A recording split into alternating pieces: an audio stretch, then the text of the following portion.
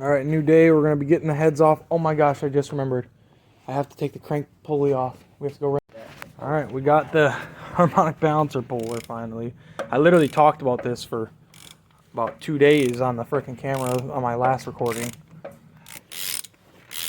Oh my goodness gracious. How about, will it come off? Oh yeah, it'll come off. There we go. That front seal. 1 million bolts later. And I guess we don't really want to pry on the dude, we must have a bolt in here somewhere. Put a lot on there. That's what they did. Another screwdriver. Smack on. Not too hard. There, stop. See, it's wiggling it out. Be careful on that side now. There. Stop. Get down here. It's off. What are you looking like here? What do we got? Video. Shoes all wet? Is that what we're doing? Ooh. And it's off. We'll put it down. Get the hell moving, man. I already fucking. Did you put the bolt out? Take the bolt out. Camera. This is what happens when you sit out in the country in Minnesota with the mice. Holy crap. They were living down there, boy. Surprised they didn't get to anything else. Oh my goodness. Well, nothing to see really for the pistons. Are they different pistons on these ones? Yeah. These are different looking, aren't they? You think this is a remanufactured motor or what? No, they're the same. Yeah. It's weird that the old ones look like aftermarket pistons. Dude, you're stepping on sensors there. Watch out. Well, it's off. We can start to get the motor out. You didn't get that bolt off? She's off. Now we just gotta worry about the transmission. Really moving around, dude.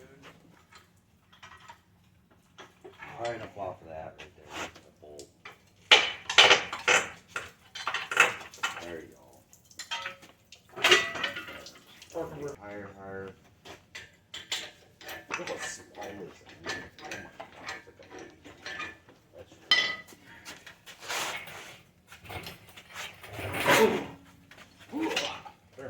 I'm gonna move this right here. Might be able to see it. It's actually not. Like legit street cars.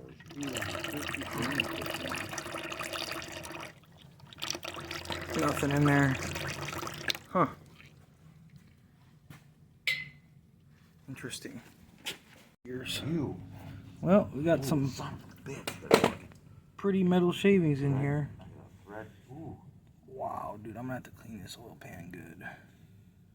Look at the metal shavings all over in here, dude. Look at all over in there.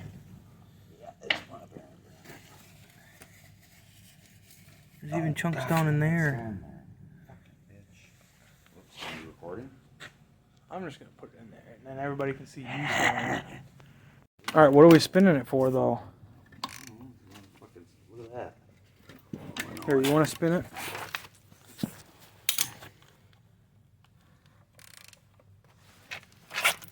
Like this. Yep. Really? Oh my gosh. Spun it. Let's take it off here. I'll show you. See what happened? We think it's this one here. Yeah, that's it.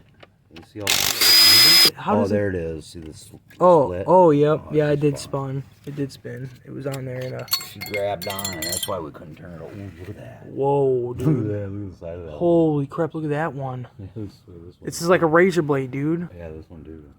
Oh my gosh. She spun hard. Yeah. I don't know how this thing ever even ran. Look at the shape of it even.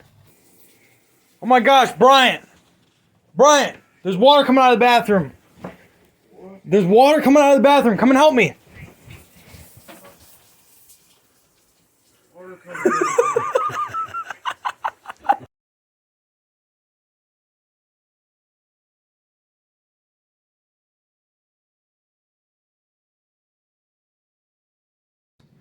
Let's get back to it.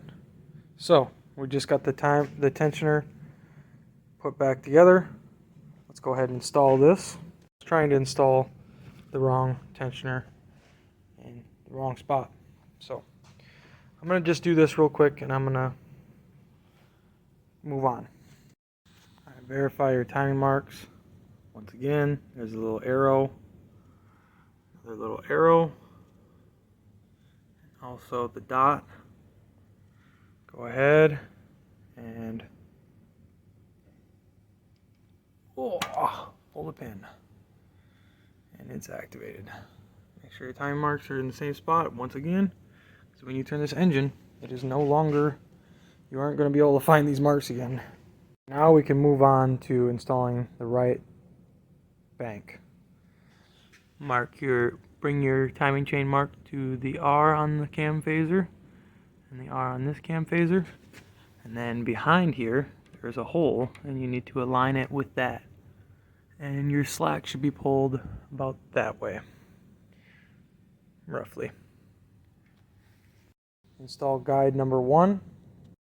There it is. Now time to install the other tensioner. And done. So now I want to show you guys just so you can see this. So when you have this, I'm going to turn the flashlight on here. So when you have this right here at stage 2, it can be a little bit difficult to get this timing chain and this timing chain mark and this timing chain mark, which is right behind it. If you look directly on, you see the hole there. It's a little bit hard to get it all 3 of them on, but actually it doesn't have to be. So see this right here, it almost looks like the mark is off a little bit. But what I did in order to get the timing chain to be able to just easily slide on is I just turned the mark back just a tiny bit. And not only can we check and see, here's our right bank of the engine, left bank of the engine. Not only can we see this is marked in the right spot, this is marked in the right spot, I believe. Yes, the triangle's down there. It's just on the other, the R is on the other side of the groove, but the triangle's there, and the triangle's there. And also, this is here. But not only can we see that, we can also see this mid chain still lined up. This chain is still lined up, and this mark is still lined up. And you can look and you can see this chain is still lined up, this chain is lined up, and this chain is lined up. Now, unless something happens and you have a failure with your cam phasers and they aren't locked how they're supposed to be, unless you have a failure with your cam phasers, you should be all right if you can see all these marks. Now, you pull the pin, that removed our slack, verify your timing marks once again. These haven't moved, you know that, but there you go. And your 3.6 liter engine is now timed. I got the timing cover back on, the solenoids for the cam phasers back in, the water pump is on, and yeah, so now I believe I'm going to move on to putting the valve covers back on the engine.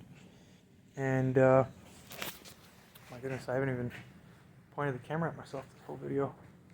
How terrible, right? So anyways, we've gotten a lot done today. I mean, we went from pretty much just the heads on to oil pan, timing chains, timing cover, possibly even valve covers by the end of the night. We'll have to see. And yeah, I mean, it's pretty much, I mean, it's getting there. We're running out of things to do on this engine, and not too long from now, we'll be able to stick this engine back on this subframe and stick this back up in the car. I know maybe for you guys it seems like a little bit, but it's actually, it hasn't been that long. This job wasn't the most horrible, but it definitely was a bigger job out of, out of the jobs that I have done. When I do a timing chain job like this, it takes me about this long. But it's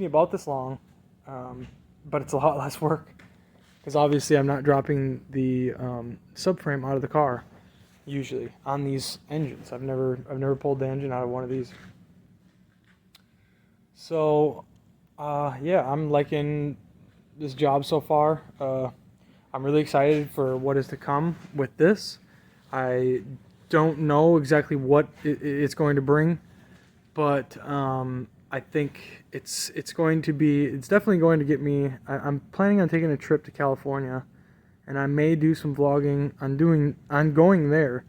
So just stick with the videos, continue to watch. Please like, please subscribe, and yeah, stay tuned because things are starting to, in my view, I'm thinking positively about this YouTube channel and about how it definitely can grow. I know that there's YouTubers out there that they just stick with it, and eventually their content becomes, more and more likable by the public. And yeah, so if you guys just stick with it and give me a like, give me a subscribe, I'd greatly appreciate it. And yeah, so we're gonna go ahead, and I think we're gonna end this video off right here, just because I'm extremely tired. There's a lot to put away, and there's still some work that needs to be done. And plus, this video is getting very long. So I think we got I'm not really sure, but I think it's like at least a 25-minute long video. So anyways, I appreciate you guys watching. Please stick around. Please continue to watch. Please continue to like. Please continue to subscribe. And yeah, we'll see you on the next one.